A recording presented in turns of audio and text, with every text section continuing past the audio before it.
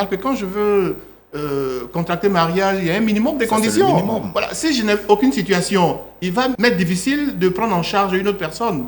Donc, c'est pas ça le sujet. Le sujet, il est ailleurs. Dites-moi. C'est le niveau qu'on va rechercher en termes de revenus. C'est là que je dis que ça pose problème. Exactement. C'est quoi le niveau exact? Oui, non, moi je sais pas. Je suis en train de vous dire que on passe à côté de l'essentiel. Si on doit donner de la considération à un beau-fils relativement à ce qu'il a comme argent, on passe à côté de l'essentiel. Parce que c'est vouloir baser le mariage sur l'argent. L'argent, là, ça va, ça vient. Et il y a des couples qui ont périclité parce qu'à la base, on a mis l'accent sur l'argent. Et je vous l'ai dit la dernière fois, dans le top 3 des motifs de divorce, il y a près de 50% de divorce. C'est-à-dire que le mariage, il y a une crise. Dedans, là, il y a l'argent. Parce que aujourd'hui, je peux avoir l'argent. Demain, j'en ai pas. Ça peut changer. Est-ce que le mariage s'est arrêté? Mais il y a tellement d'exemples de couples où le monsieur, il était financièrement confortable. Au bout de 5 ans, 10 ans, tout est parti. Mais le couple a continué parce que l'épouse, ils étaient d'accord que ce n'était pas que l'argent. Elle a été là. Donc, je dis, on parle aussi à des jeunes qui demain vont entrer dans le mariage. Si on leur met dans la tête qu'on va vous respecter parce que vous avez beaucoup d'argent, j'ai dit, on passe à côté de l'essentiel. On va contribuer à pervertir nos sociétés. Il faut pas considérer les choses par rapport à ce que la société pense. Qu'est-ce que nous, on pense? Moi, en tant que citoyen,